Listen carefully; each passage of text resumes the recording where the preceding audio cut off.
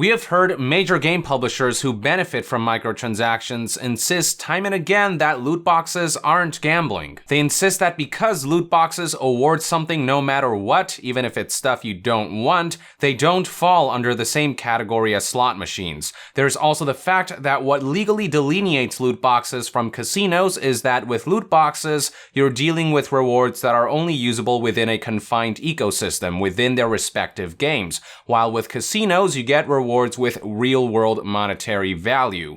But what game developers never seem to bring up is how loot boxes prey on the same psychological tics as gambling to keep players hooked. They make use of the same visual and audio cues as slot machines to build up anticipation, and they exploit the same high that gamblers get when they finally earn a desired reward every once in a while, making them forget about all they had to sacrifice. For all intents and purposes, loot boxes are by colloquial definition gambling, but game publishers are doing everything in their power to keep loot boxes separate from gambling's legal definition and to avoid losing the ability to monetize addicted players over a long period of time. A part of their strategy is to play loot boxes off as services and advertising them as a means to accelerate the experience for those who may not have the time to invest in their games, all while failing to disclose that when these types of predatory schemes are aggressively implemented, they can have tangible adverse effects on people's lives.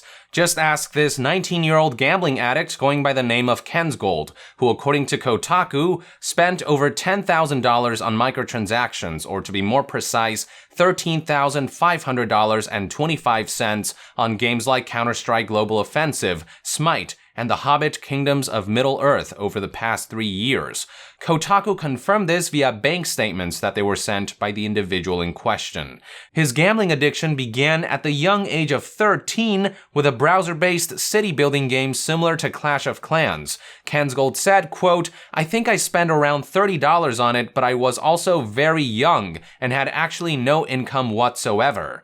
A year later, Kensgold moved on to a now defunct game called The Hobbit: Kingdoms of Middle-earth, which was first released in 2013 and was notorious for its pay-to-win microtransactions. Kotaku described that in this game, players build up a city by harvesting resources, buying armies, and earning upgrades to make their units better. Players could pay real money to progress faster and also to protect their city from being looted by other players, making microtransactions essential to remain competitive. This led to Kensgold spending around $800 in summer of 2015, and throughout the rest of the year after he got hooked to other microtransactions-heavy games like Clash of Kings and Age of Warring Empire, he had spent over $4,000 in 2015 alone.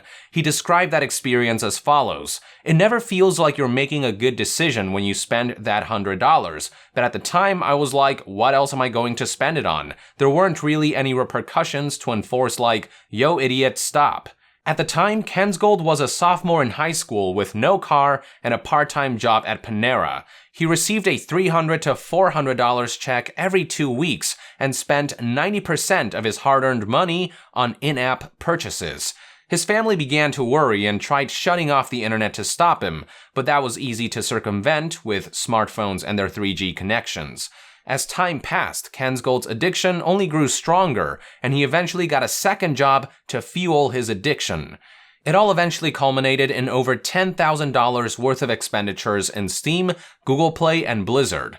At some point, Kensgold stopped playing Kingdoms of Middle-earth after the game underwent changes that drove away its fan base. From there, his next addiction became PC games like Smite and Counter-Strike Global Offensive, which didn't just sell microtransactions but also loot boxes.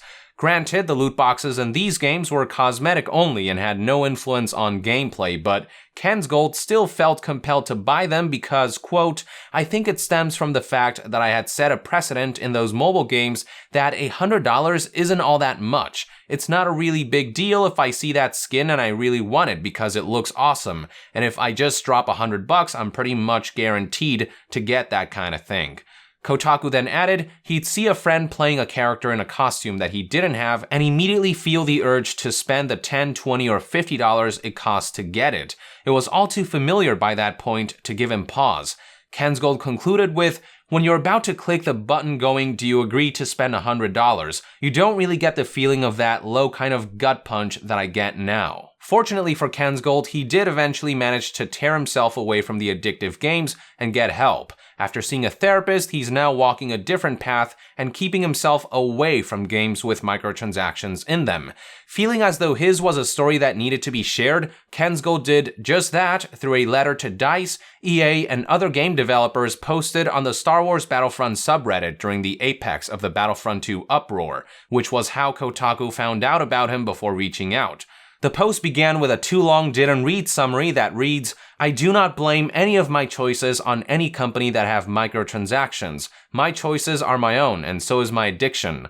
I just wish someone had told me of the dangers before I started. Now, summary of my story. I'm 19. I am paid $15 an hour. I started spending on in-app purchases, moved to real video games, started on CSGO skins, then into the gambling scene there. Spent around $10,000 that I can prove in the last 2 years. Please help microtransactions to be known as far more dangerous type of purchase than a pack of gum. At my worst, I was working 2 jobs and considering dropping out of high school. Please consider how unregulated microtransactions can affect the youth of the world." In the long version of the letter, he talked about how he was excited to play Star Wars Battlefront 2, but no longer can because of its loot boxes that might rekindle his gambling addiction. He also talked about how throughout this addiction, him and his mother didn't get along for a while, and how when she told him that his financial situation was untenable, to Kensgold it meant that he needed to make more money and get a second job rather than cut down spending. He finally concluded the letter with the following excerpt. "I was lucky. Others like me won't be. They will fail out of school. They will use their parents' credit cards, causing massive interest and credit card debt. They won't have a mother or accountant to teach them how to manage their money if they recover. So please take a moment to reflect on my story. You're building a game from the Star Wars universe. There will be kids playing. They will learn to love the rush of getting a good card out of a loot box. So please again take a moment to reflect. There are no laws in place to protect the youth of our nation and others like it. I was one of the many who was hurt because of that. Help me prevent it from happening to the next generation. Give them the chance I never had. Say no to the unregulated microtransactions. If you don't have the authority, please find someone who does. Tell them about people like me and ask them for their help." Going back to the Kotaku article, Kensgold explained that his reason for sharing this Reddit post wasn't necessarily to slam EA or other companies that do this, but to share his story and show that these transactions aren't as innocent as they really appear to be, stating that they lead you down a path and that it's not like buying a stick of gum at a store. He also expressed that the recent widespread backlash against microtransactions and loot boxes helped him to more easily explain to his friends why he may not be able to play these types of games with them, stating, quote, "For a while, it was difficult to tell your friends that you can't play with them just because of the way the game is implemented." Kotaku's article finally concluded with one last quote from Kensgold that reads, "It's not just a one-time purchase. It never is." And that, ladies and gentlemen, is the story of a young gambling addict that perfectly sums up the dangers of game publishers' predatory monetization practices. Huge shout out to Kensgold for sharing what I think is a very important story, one that might help some people begin to understand why microtransactions and loot boxes may not be as innocent as they may seem, no matter how optional or regardless of if they're just cosmetics. It's no longer just about how these abhorrent features can tarnish gameplay experiences, it's also about how they can genuinely ruin people's lives. Some people just can't help themselves due to the chemistry in their bodies, especially with how forcefully and egregiously some of these games strong-arm players by making gameplay experiences inferior for those who don't pay recurrently. Even games with cosmetics-only loot boxes aren't inculpable, even if they are far less egregious than games with loot boxes that grant a competitive edge. It's an addiction that can begin to fester at a young age, and for Kensgold, that age was 13. Even in youth, he had access to the money and the means to feed his addiction, and I can bet you that many other young children and teenagers do as well, which is why it is so important that microtransactions and loot boxes are regulated and kept in check, especially with games like Star Wars Battlefront 2 that has mass appeal to young people and exposes them to potentially addictive habits. Much like with potentially addictive vices like alcohol in casinos, predatory monetization practices in online games can cause enough harm to enough people to warrant some level of oversight. Ideally, it'd be great if game publishers and governing bodies of the gaming industry like the ESA regulated themselves, but so far they have shown no signs that they're taking this issue seriously. Instead, they keep insisting that loot boxes aren't gambling or harmful, preoccupied with thoughts of uncapped monetization at the expense of their game's integrity and their consumers' health. If they continue to remain stubborn, then the government, which has taken notice now, will inevitably intervene. Me personally, I'd prefer that didn't happen, but with the way major publishers like EA, Activision, and Take-Two have been responding as of late, they aren't really giving the government any choice or doing the gaming industry any favors. Here's hoping that as pressure from potential government intervention mounts, the gaming industry will eventually buckle, evaluate itself, and do the right thing, both for the sake of the art and for the sake of the players. Realistically speaking, I don't think that microtransactions and loot boxes will ever disappear, but that doesn't mean that publishers should continue to have free reign and be allowed to implement them however the hell they want. There needs to be some ground rules to limit how far they can push the envelope. A great start would be having the implementation of microtransactions and loot boxes be reflected in gaming rating systems like the ESRB, with the most egregious systems being rated M for mature or even adults only if they go too far. Hey, if slot machines are reserved for adults only, I don't see why pay-to-win loot boxes should be treated any differently. Or if gaming trade associations like the ESA refuse to yield,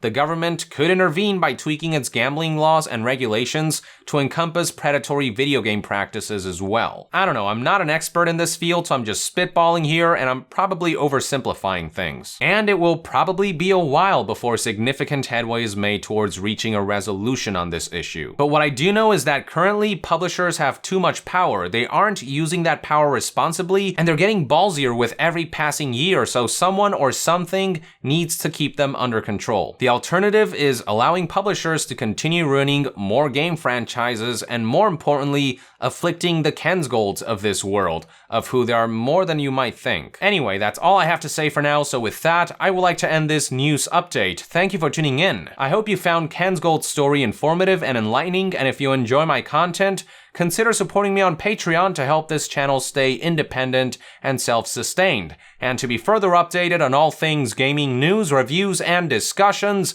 stay tuned right here on Young Yeah. I'll see you guys next time. Young out.